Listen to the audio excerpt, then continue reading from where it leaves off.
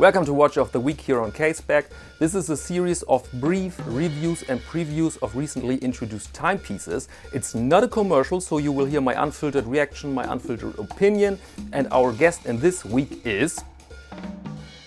Everybody is aware of the significance of Lupin III. Well, if you don't live in Japan, probably not. And so why has Zenith now presented the second edition of the Chronomaster revival, Lupin III, inspired by a Japanese anime series?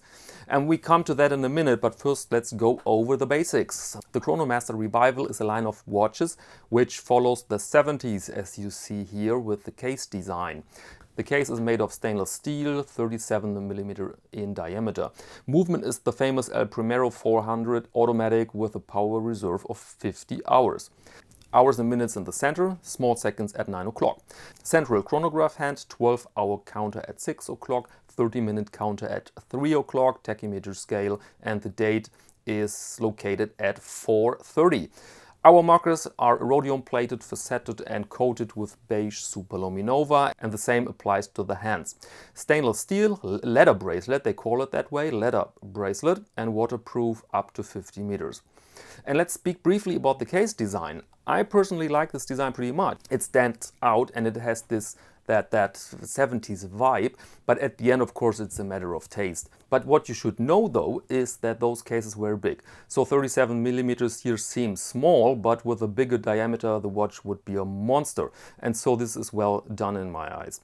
The date position will be pretty much hated in the comments, but that's the classic El Primero layout. Works fine in this ensemble, but again, matter of taste. And so, who now is Lupin III? First, a character from a novel by Maurice Leblanc. Arsène Lupin is there a very capable thief and gentleman, and this character is immensely popular in Japan, embodied in a manga series by Monkey Punch. I don't know why you're laughing now, this is a traditional modern Japanese name. Okay, a little interruption here. I want to tell you the name of the winner of the giveaway from last week. It's Daniel from Denmark. Very crazy, you make a giveaway for the entire globe and then the guy in the next country wins it. But yeah, congratulations, Daniel. And he writes that he made a loom shot. I've forgotten completely to present you a loom shot in this review. And he writes here, also worth mentioning is how surprised I was when I walked into a dark room to check out the loom. Holy smokes, I was not expecting that. Yeah, very cool. Look at this. I didn't know that, to be frank, that the watch has that potential in darkness. Wow! And Daniel plays the guitar too, and he wrote me that the watch matches his Fender. Here you see it. Beautiful, beautiful combination. And a few people complained about the rather chaotic organization of that giveaway. Guys, sorry, I give you that. Absolutely true. But it was the first time I've done something like that and I really had to learn it. And I was, to be frank, I was somewhat intimidated by the sheer amount of emails in the first 4 hours. It was crazy, hundreds and hundreds and hundreds of emails. And then I just had to stop it after 4 hours. And so this was, I think, too short and some people found it unfair.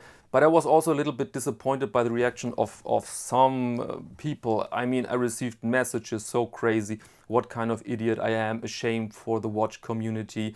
Some people really lost it there and sent me emails like I was the worst enemy for the watch community because of the giveaway of a pretty much wanted watch. And after that experience I decided, okay, this was the last giveaway I'm doing here.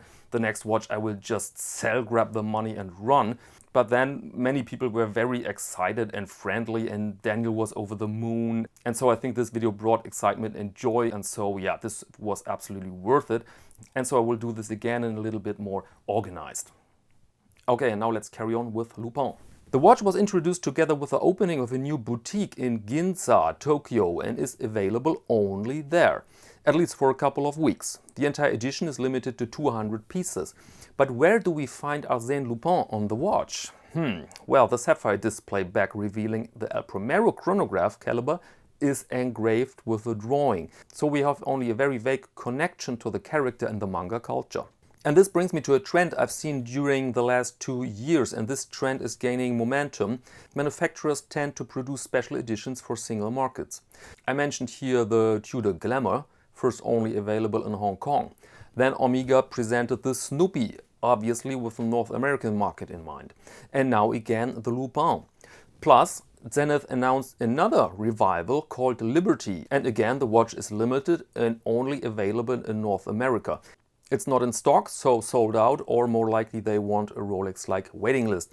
Amazing colors, by the way, amazing colors, guys. Look at that here. And here you see clearly the concept. Define a region and then load up a watch with some elements of the local culture, traditions, icons, and so on.